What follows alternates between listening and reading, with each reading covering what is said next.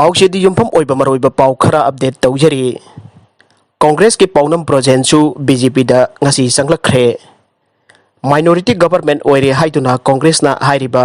BJP ना लुसिंग बसुंगसिना सरकार असि हाउजिकति फुल मेजॉरिटी ओइबगी फिवम दा लाकले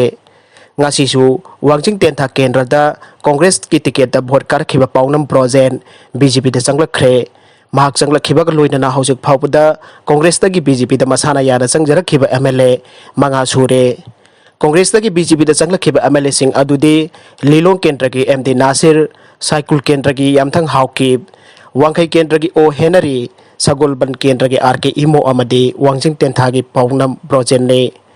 मखोय हौजिक बीजेपी की केमदा हराउना अमदी पुक्सेल खोजन तिनना लैमिनरी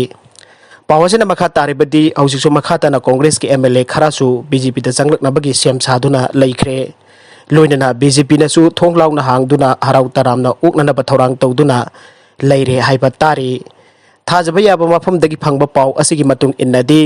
कांग्रेस तगी चोंगसिलकदोरिबा MLA सिंह असिगा पुन्ना बीजेपी के एलाइट गवर्नमेंट अमा सेनमिनदुना लाइंगाक सजन तौमिनरबगी फिबम फावबा लाकदोरी ओइरक्लिबा फिबम असिदा कांग्रेस ना लुसिंगदुना SPF फावबा सेमदुना कांग्रेस के MLA सिंह पाछोइदा लेबा मफम अमदा नुमित क्याने केम तौदुना लेरकपा अदु हौजिक केम काइबगा चप मानरे हाइरे सैरक असिदा जिरिबम असेंबली कॉन्स्टिट्यूएंसी दगी कारखिबा MLA AsabUddin कांग्रेस ता सोंगसिलुरबा मतुंग ngasi अमु कांग्रेस दगी BJP दा सोंगसिलखरे अतोपा पाउ अमदना Contentment जोन लाउथोखरे जिरीबाम की जिरी कॉलेज ता हांगलिबा क्वारंटाइन सेंटर असिदा लैरिबा इनमेट अमा COVID-19 पॉजिटिव ओइरकपदगी क्वारंटाइन सेंटर असि कंटेनमेंट जोन ओइरे हाइना डिप्यूटी कमिश्नर जिरीबाम ओइरिबा W मालेमगान बनगारांग थोकपा ऑर्डर अमना लाउथोखरे ऑर्डर असिगी मतुंग इना क्वारंटाइन सेंटर असिगी अकोइबा मफम सिंग मियाम चांगथोक सेक्शन तौबा यादनाबा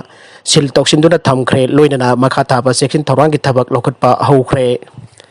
अमरोमदा जिरीबाम डिस्ट्रिक्ट की ओइना नेशनल फूड सिक्योरिटी एक्ट की सेंग जुलाई थागी ओइना येनबा हौरगनी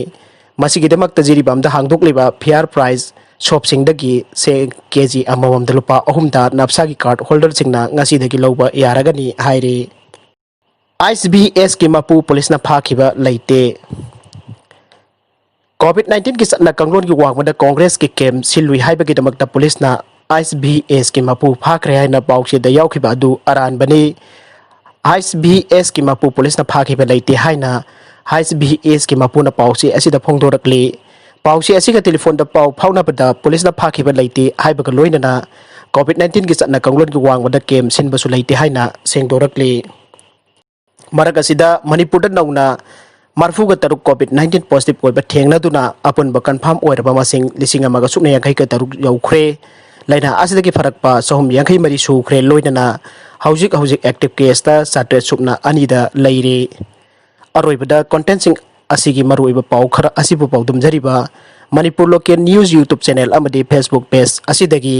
येंगबिरबा पुनमक थागतचरी लोइनना चैनल असिना दोमदा कानरबदे सब्सक्राइब लाइक एंड शेयर तौबा काउबिगनु पुनमक बो अमुक हन्ना थागतचरी।